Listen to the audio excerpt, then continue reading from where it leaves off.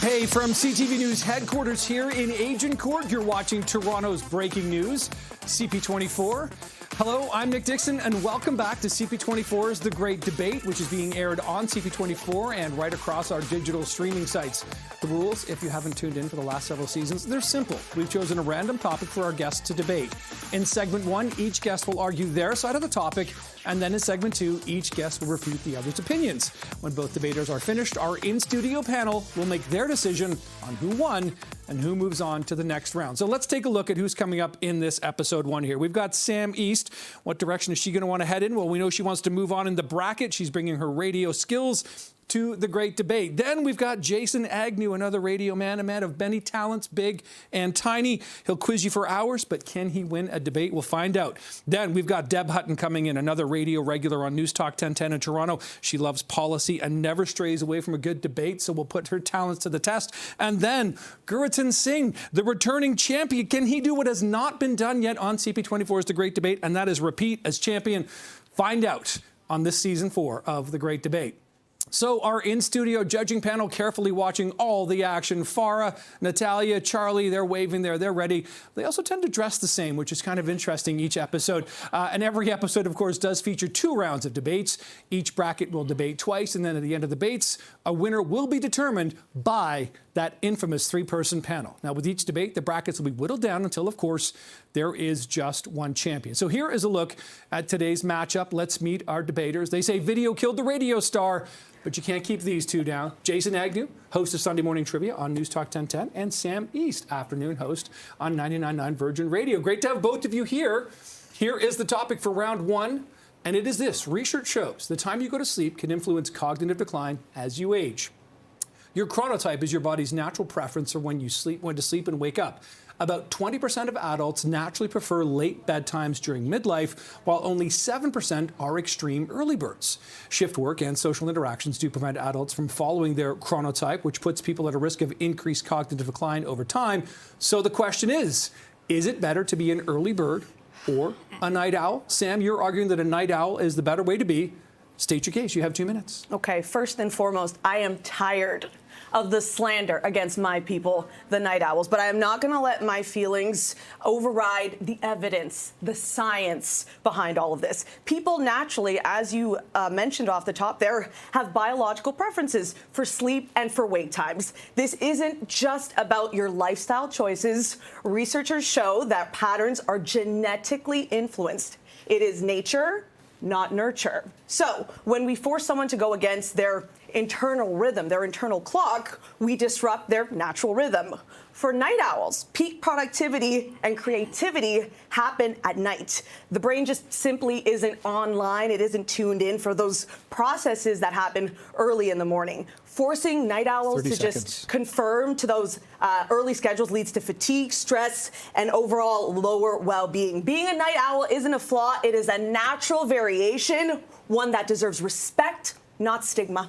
All right, Stam's got a late bedtime coming up. So Jason Agnew, you are arguing, of course, that being an early bird, as a host of a morning show, I'm not sure if it's the better way or not, but you get your chance to state your case here. 2 minutes. Well, Nick, a 30-minute workout, a 30-minute walk while catching up and listening to News Talk 1010, getting informed, coffee and breakfast, and catching up on emails. What do all those things have in common? They're all things I did this morning before 8 a.m. because I am an early bird and I was uninterrupted doing any of those things. Why? Because we all have very busy lives. But the morning is the time when we can settle down. Work and family can get in the way. And if you have kids, you know that once they wake up, you have no time to yourself. Now, granted, I have not made that mistake. I'm living the Seth Rogen lifestyle, and I love being a dink. However, even in my world, family and work and side hustles can get in the way. My most productive time is before 8 a.m. That's why I get up that early. It is, of course, the calm before the storm. This is the life of the early bird, and may I quote the Mandalorian when I say, this is the way. This is the way. Okay, so we've got that. That is the first opening rounds of this debate. Our panel now tallying up the points that each contestant has, of course, accumulated here. So, of course, there is one round to go. And look at those judges really pondering with their paddles in their hand. But we've got one more round to go before they determine a winner. Again, you are watching CP24's The Great Debate. We've got round two, our rebuttals. Those are coming up. Early risers, late to bed. We'll have the rebuttals coming up here on CP24.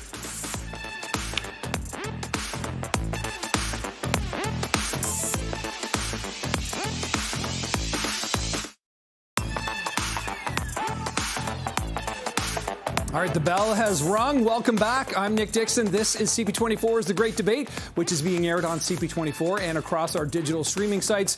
So for round two, this is where we are now. Each guest is then going to refute the other's opinions. And at the end of the 5 minutes, once again, we'll turn to that judges panel who will vote for a winner. So here goes segment two. These are the rebuttals. Just a reminder, the topic here is it better to be an early bird or a night owl? And after watching those last couple of Jays games, maybe night owl is the way to go. But Jason's arguing for being an early bird. Sam is arguing for being a night owl. You both have 5 minutes. Jason, you get to go first. Well, Nick, I agree. I do stay up late. I do catch the Jays games. But the fact of the matter is I have that internal clock that still does wake me up. Sam, she's young. She's still living that nightlife. You're out there, sister, and I have been in your position. I have gone out. I've been out to see the sun rise. But now I wake up rested to see that sun. And let me take you a bit back here. There was a show on the air, a great sitcom called How I Met Your Mother, great until the finale. And there was a rule in that. It said nothing good happens after 2 a.m. because the decisions you make after 2 a.m.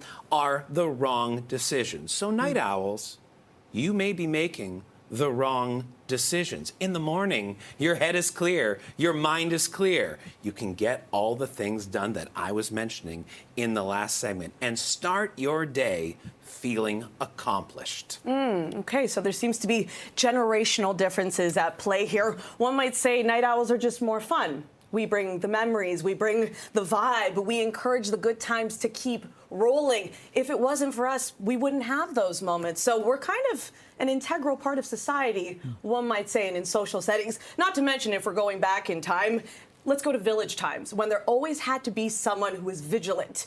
Day shifts and night shifts. If there weren't early birds as well as night owls, well, the community would fall apart. And in modern times, that might translate to good times that roll into the wee hours of the morning. Night owls, that's what we stand for. I didn't see the city security angle coming into that, Jason. The what, sir? The city security. Angle. The city security angle. You know, I hear you. But we now have modern day. We have lights. We have cameras. I leave security to the police. I'm not going to do anything myself. Look at these pipe cleaners. I got nothing going on. Oh my goodness. Here's the thing, Sam. You've put up a good fight today, but when it comes right down to it, your argument is completely flawed because you're not being authentic to the viewer. After all, your name is Sam East, and where does the sun rise? From what direction? I see where you're going with this. The east. Therefore, in actuality, we are the same people. We are both morning people. You're just denying your true self. But you'll get there with a little age. The gray and the beard, it got me there. Interesting. I want to stand on the shoulders of giants, though, who are all self-proclaimed night owls. I'm talking about Darwin, Freud, Gaga, Frida Kahlo, all night owls, all the people who thrive in those late hours where they're the most productive, they can work without interruption, and they are some of the greatest thinkers and artists of our time. Without these night owls, our world wouldn't be what it is. There is something who said you get hit with that creativity every once in a while late at night, but you like to do the early morning with the clear mind. I get hit with the productivity in the morning, Nick. So that is the thing. I get things done in the morning. Also, we are all three media people here. You and I, Sam, work on the radio. What is the most coveted spot in the world of radio? Where would you like to be in the world of radio, Sam? Okay. What's that spot? It is the morning drive. A lot of assumptions being made because as an afternoon drive person, I've achieved the best work-life balance of my life. I'm able to wake up at my leisure. I could do a little lollygagging, which for morning people, I don't think that's even an option. I'll end with this, though. Okay. As a great boss once told me, I don't care how the soup gets made, just make sure the soup gets made.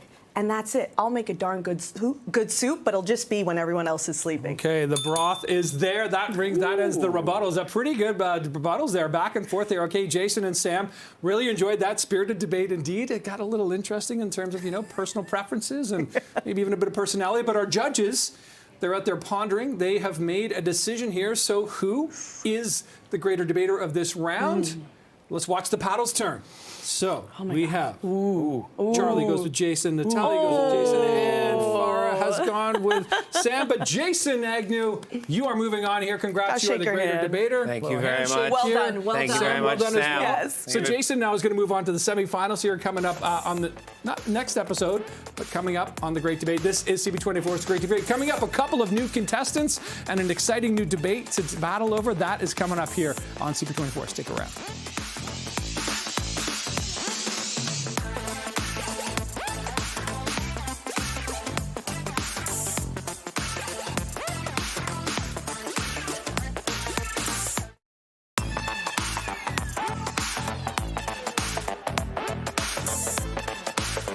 All right, I'm Nick Dixon. Welcome back to CP24's The Great Debate, which is being aired here on CP24 and across all of our digital streaming sites. Hey, congratulations to Jason Agnew, who just moments ago won his match against Sam East. That means Jason is moving on to the semifinal match.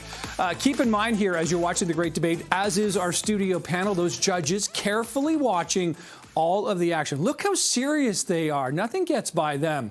Now, every episode here will feature 2 rounds of debates. Each bracket will debate twice. And at the end of the debates, a winner is then determined by that 3-person panel.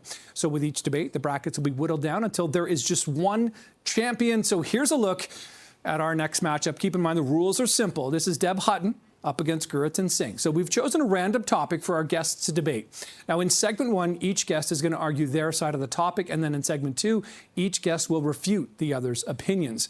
When both debaters are finished, our in-studio panel will then make their decision on who won and who moves on to the next round. So we just showed you the bracket. Here are the debaters. We have the returning champion from season 3 of The Great Debate. That is none other than Gr8 Deb8, Vice President at Crestview Strategy, former member of Ontario Provincial Parliament, and Deb Hutton, News Talk 1010 host, vast political career as well. So this is going to be really interesting to watch a couple of debate heavyweights get into this one. So let's start round 1. Here is the topic. Food snobs are criticizing now a popular trend in ice cream. This is according to The Guardian.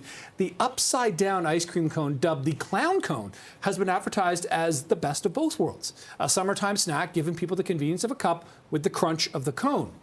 Critics, though, are calling this lazy and a waste of a secondary vessel. So what is the right way to eat ice cream?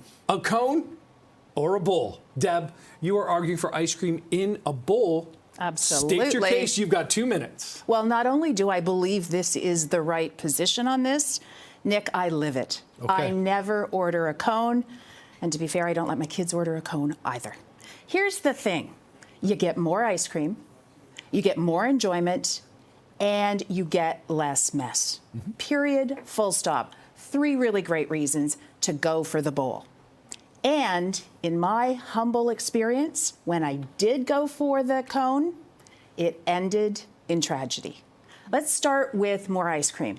It's just obvious. You can get more into a cup or a bowl. You don't have it, the stack looks great. It's beautiful. You get that moment on Instagram, but then it falls. It drips. And that leads to the second most important point, which is you get more enjoyment. Take your time. Savor the ice cream. You do not need to be licking around the cone and stopping it from dripping. And the third point, less mess. If you are a parent, you have had to take that spray to chocolate on a white T-shirt. It's not pretty. It doesn't come out. That's the reason you need a bowl. Okay, so that's the bowl. So Gr8 now, of course, that means you're arguing the other side for the ice cream in a cone. Here's your opportunity to state your case. Cones and ice cream go hand in hand. So picture this. You're sitting at home and you hear the song of an ice cream truck come through your neighborhood. Or you've gone for an evening stroll and you decide to get a cup. In your mind's eye, when you go and you want to eat ice cream and you think back to last week's beautiful warm weather, or when you were a kid, when you're eating ice cream, what comes to mind? It's you eating in a cone, because that's just a better way of eating ice cream, and popular culture agrees. When you look to movies or to television or to other areas, whenever they depict people eating ice cream, it's with cones, because that's the more nostalgic. It's the better way of eating ice cream. The cone brings crunch, it brings texture, it brings joy. It transforms ice cream from a food into an experience. And it's also better for the environment. You don't have the waste of plastic cups and spoons. And instead, the cone itself is its own container, zero waste, in a world that's struggling with waste right now. Why not have a simple, sweet solution? And I'll say this to those who say it's not tidy enough. Well, ultimately, ice cream's about an experience, not about efficiency. So I would say to those that in the same way, if you get angry at getting splashed at a pool, then having a little bit drip during ice cream is a part of what makes it so fun. It's nostalgic, there's more variety, it's the better way of eating ice cream. Enjoy the cone, that which we all remember. Okay, cone versus bowl. I didn't know there was enough to debate there, but boy, you all certainly shook a lot out of that tree. So Gr8 and Deb, we're going to keep going. Judges now, of course, are going over each point, deciding who took that round in the cone versus bowl ice cream debate. A hot topic, especially after this past weekend, where I'm sure there was plenty of ice cream consumed. Okay, so you were watching the Great Debate right here on CP24. Round 2, the rebuttals. We'll see who licks up this one coming up next here on CP24. Did that work? I don't know.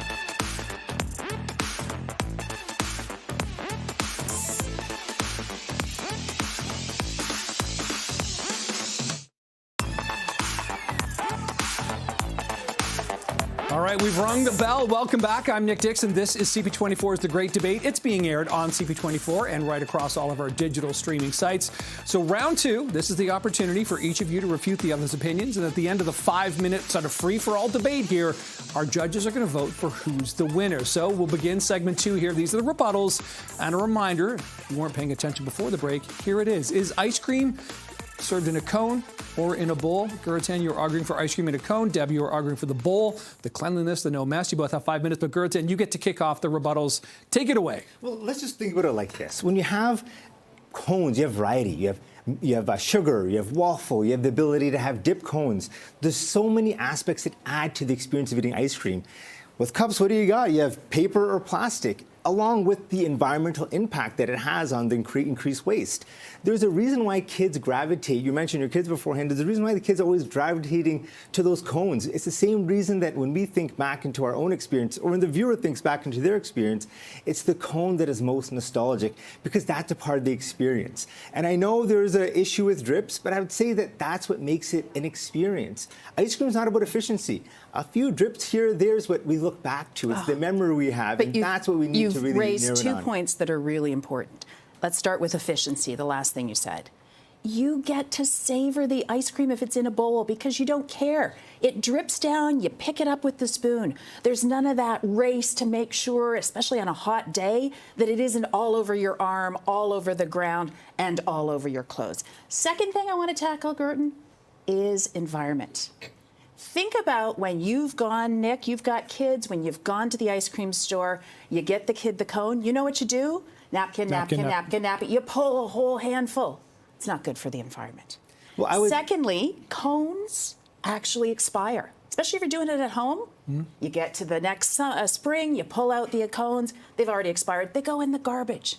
And finally, on the environment, because I thought my friend from the New Dems might talk about this, the last point I'd make on the environment is I love to give my kids' clothes away. I just packed a big bag last week. But if it is a T-shirt with a big chocolate ice cream stain, it is going nowhere but in the garbage. Because let me tell you, I have tried. It is almost impossible to get that out. You would say that those shirts go nowhere. I say they go to memories. The memories of those long summer days of enjoying ice cream, not the cone. The memory is the experience. The memory is when you're going as a family and you go to that local ice cream store and you get that cone. Sure. And in those experiences, I will tell you from direct experiences, you will see garbage bins to the brim with cups and spoons and a variety of disposables, which we know is pretty undeniable, Deb, that's just something that's bad for the environment. These cones are just naturally, they themselves are compostable. If they expire, well, it's going to be a very minimal impact on the environment. So I would say that when we talk about the experience, and to your final point, just to address it, when we talk about the rush to eat ice cream, to me, it's not a rush. That's a part of the experience. The unadulterated taste of ice cream and your tongue without the filter of a spoon. That's the more authentic way of enjoying it. We're halfway through the rebuttals, by the way. It ends in tragedy. I've seen it happen time and time. It looks great, as I said, on Instagram. Social media, you got the 3 scoops. They're not staying there. They're gone. One of them topples off. If you have ever had your kid lose their cone, you know how painful a memory that is. But I would say this, the part of eating ice cream is that even if you take your time with a cup, your ice cream will turn to a milkshake. We're not debating milkshakes here. We're debating ice cream. And the experience of eating ice cream is a bit of that rush, a bit of that push, and frankly, even that experience of a toppled ice cream is another opportunity to try another flavor for your kids. Then you haven't dealt with the tears. I would say that we can remedy those with another flavor. And that's the benefit of ice cream on a cone. It gives you that variety. And I'll tell you, a little bit of that experience is what I remember growing up. And eating ice cream, like I said, this is not just consumption of a food.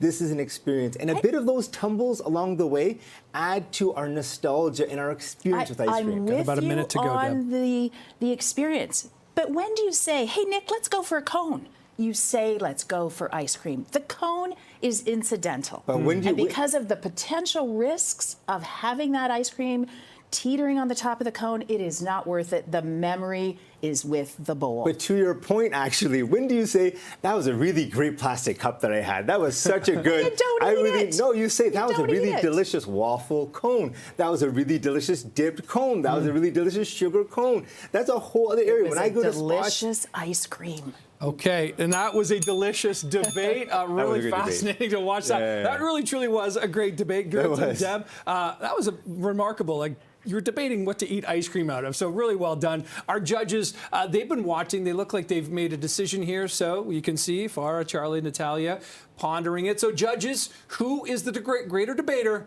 in this round? Please reveal on the paddles. Deb's got a vote. Gr8 has a vote. Natalia is the deciding vote, and going with Deb. Deb Hutton comes through, knocking off the defending champion. I guess you bowled them over, Deb, because you've taken the title. Not taken the title, but you're moving on. So, Deb, you are the greater debater in this round, knocking off a defending champion. Gr8, well done on that debate. Pleasure to watch that, Deb. Nicely done. Congratulations to you. This is CP24's The Great Debate, so tune in tomorrow for more exciting debates. We've got a whole other bracket to get to. That's tomorrow here on CP24. Well done. That was a lot of fun.